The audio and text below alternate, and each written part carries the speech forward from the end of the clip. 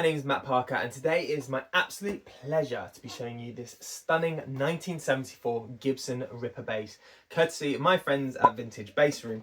Now, unfortunately, I have a confession to make. I haven't always been the biggest Gibson bass fan. I have had a Gibson SB450 before, but to be honest, I didn't really like it that much and I got rid of it quite quickly.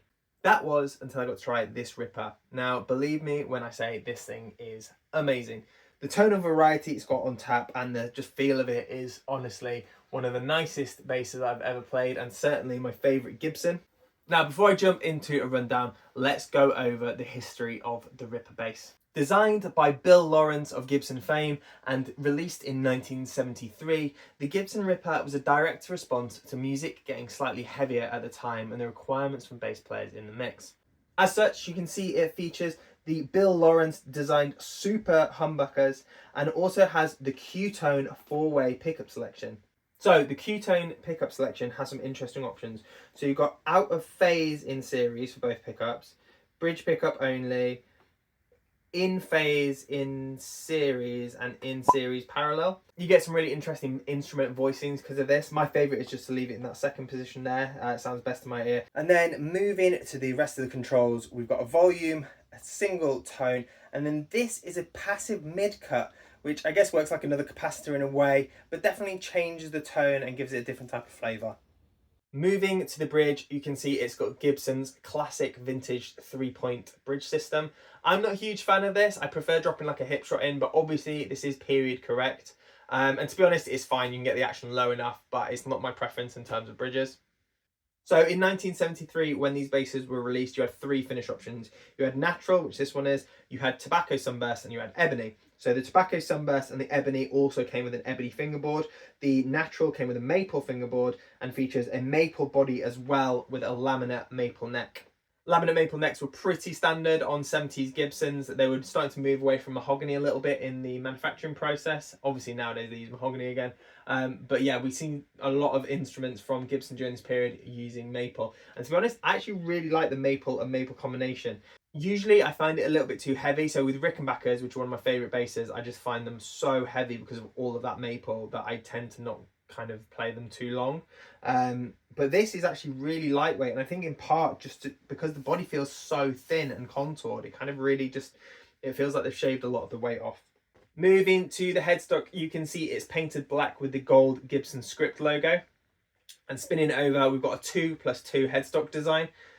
Moving it back to the body joint, you can see this has got a set neck. This just means that rather than it being like a bolt on or a neck through, it has a neck pocket cut, but then it's glued in, usually with hide glue.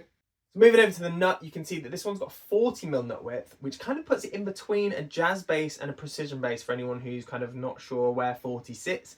A jazz bass would be 38mm, and obviously P basses kind of run up to 44.5, depending on if you're going mega vintage spec with it. But honestly, it feels really comfy. I'd say it feels probably more like a jazz bass than a P bass, in all honesty. But it's kind of comfortably full without being like a absolute baseball bat of a neck. As with all Gibsons as well, this is a nitro finish. So you get some really, really nice checking and just, yeah, plays great. Absolutely love the finish on this. This particular one is quite well worn in. So like the back of the neck and stuff like that is really kind of like showing its patina, and you can tell someone has loved this bass because it's got a load of wear and, you know, they've obviously just played it to bits. Now, although the Ripper was originally designed to help facilitate the heavier music coming onto the scene, it's actually been found across a wide range of players and genres. So people like the Doobie Brothers, Chicago, Chris Novoselic from Nirvana probably being the most notable example, but also Nate Mendel from Foo Fighters and many more. Now, you've probably had enough of me waffling on about how cool Rippers are, so let's get down to some tones.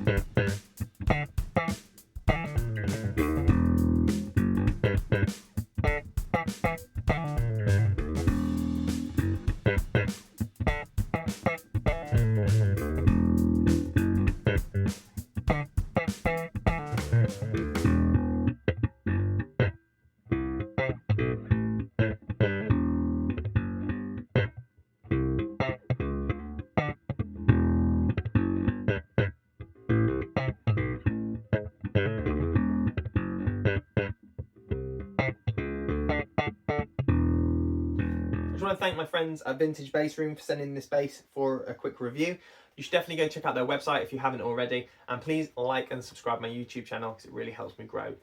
There we have it, the 1974 Gibson Ripper bass. I've really enjoyed having this with me. I think it sounds great, it plays great, and it just gives off so much mojo. It's like a really cool, 70s bit of vintage kit. I want to say thank you again to my friends at Vintage Bass Room for sending me this through to check out. Be sure to check out their website. And until next time, I've been Matt Parker. Please remember to like and subscribe. I'll see you soon.